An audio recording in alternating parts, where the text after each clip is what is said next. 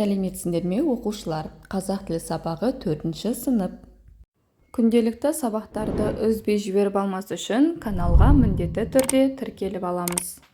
18-ші сабағымыздың тақырыбы көркем мінез дегеніміз не? Мәтін және оның құрылымы. Бүгінгі сабақта тыңдаған мәтіннің әр бөлігі бойынша тірек сөздерді белгілеуді, сонымен қатар мәтіннің құрылымдық бөліктерін анықтауды үйренетін боламыз. 15-ші тапсырмада Мұхтар Әуезовтің мәтіні берілген. Тыңдайық. Аттылар үлкен үйдің сыртына келіп тоқтады. Бұларды бір топ адам күтіп тұр екен. Бұл топқа қарай ауылдың үлкендері де жан-жақтан дабырлап сөйлеп, ағылып келе жатыр. Осы жиынға екі жолдасынан озып келіп, бұрын түскен Абайдың атын біреу алып кете берді. Бала көп ішінен ең алдымен өзінің шешесін көріп қалды. Соған қарай жүре беріп еді, шешесі анадай жерде тұрып, «Әй, шырағым, балам, ар жағыңда әкең тұр. Әкеңе сәлем бер» деді.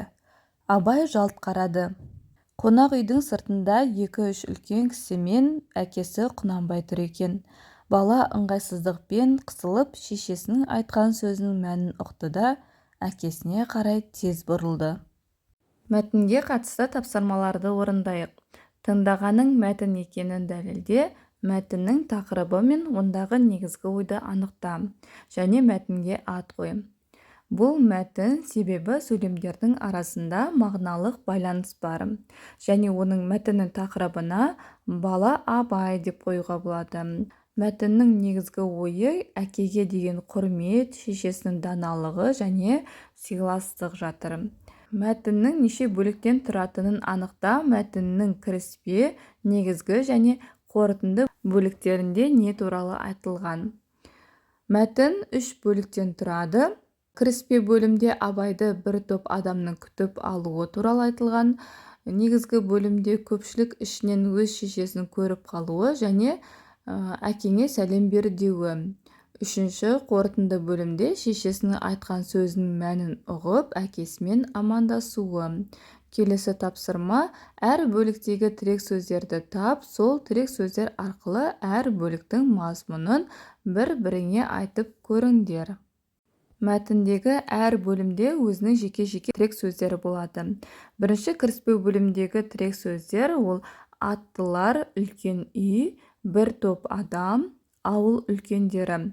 Ал негізгі бөлімдегі тірек сөздер ол жиын, екі жолдас, Абай, шешесі, сәлем бер деген сөздер. Ал қорытынды бөлімдегі тірек сөздерге әкесі Құнанбай, ыңғайсыздықпен сөз мәнін ұғу. Мінекей осындай тірек сөздерді пайдаланып, өз түсініктерімізді айтып шығамыз. Аттылар үлкен үйдің сыртына келіп тоқтады. Бұл аттыларды бір топ адам күтіп тұр екен, және осы топқа қарай ауыл үлкендері де дабырлап сөйлеп келе жатты. Осы жиынға екі жолдасынан бұрын Абай ерте келіп жетті. Көпшілік ішінен Абай ең алдымен өзінің шешесін көрді. Шешесіне қарай жүріп еді, шешесі, «Әй, шырағым, балам, ар жағыңда әкең тұр, әкеңе сәлем бер» деді. Абай қонақ үйдің сыртына жалт қарап еді, 2-3 кісі мен әкесі Құнанбай тұр екен. Абай ыңғайсызданып, шешесінің айтқан сөзінің мәнін ұғып, әкесіне қарай тез бұрылды. Мінекей оқушылар, тірек сөздерді пайдаланып, осылай мәтіннің мазмұнын айтып шығуға болады. Жалғастырамыз. 16-шы тапсырма: мәтінді оқы. Адамдардың бір-біріне лебіз білдіруі сәлемнен басталады. Сәлемдесу сөз басы, сондықтан халқымыз сәлем сөз анасы дейді. Кішінің үлкенге сәлем беруі оның әдептілігінің белгісі. Енді тапсырмаларға назар аударайық. Мәтін не туралы дейді? Мәтін сәлемдесудің адам өміріндегі маңызы туралы айтылған. Келесі: мәтіндегі негізгі ойды анықта, мәтінге ат қой. Мәтіндегі негізгі ой сөздің басы сәлемдесуден басталатындығы және сәлем беру әдептілікке жататындығын жеткізу туралы. Келесі: мәтінге ат қой. Тақырыбын сәлемдесу сөз басы, немесе сәлем сөз анасы, немесе сәлем беру әдептілік деп қойсақ болады.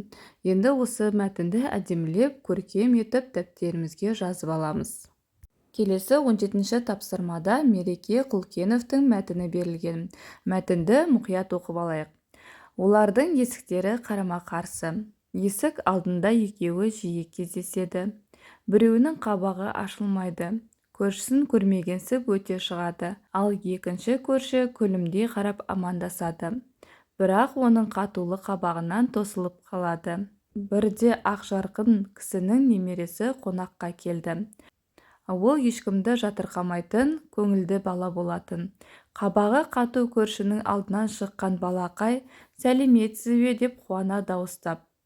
Мұндайды күтпеген көршіге мөлдіреген қап-қара тұнық көздер қарап тұр еді. Сүйкімді, бейкүнә көздерден қатал кісі сасып қалды. Ол көршілермен, балалармен сөйлесуді білмейтін еді. Байқамағандай мәшинесіне қарай асыға жөнелді. Оған кішкентай қыз қолын бұлғады. Олар жиі кездесетін болды. Көршіге кішкентай қыздың сәлемі ұнай бастады. Төмендегі тапсырмаларға назар аударайық. Мәтін бөліктерінің атауларын толықтыр. Бірінші, көршілер деген атау қоюға болады.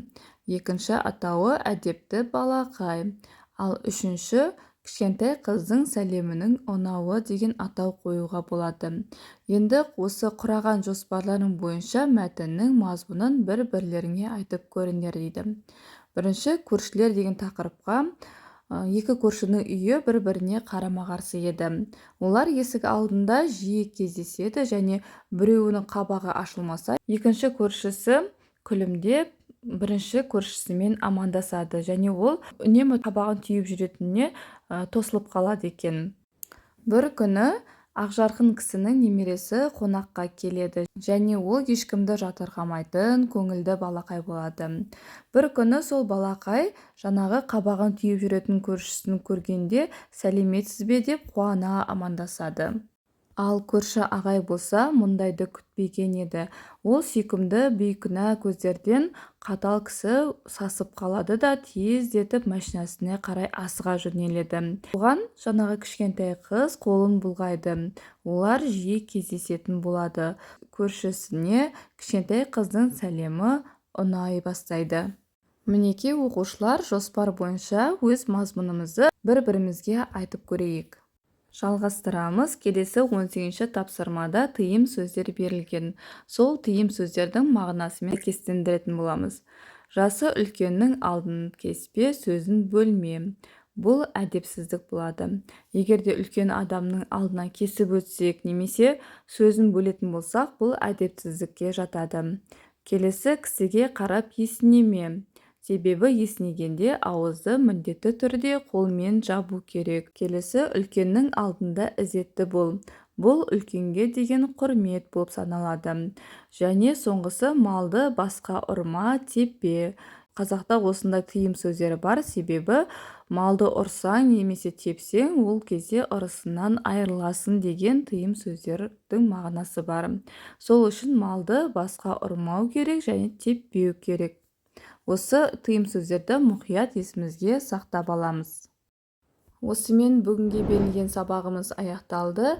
Егерде сабақ ұнаған болса, каналға міндетті түрде тіркеліп, лайк басуды ұмытпаңдар.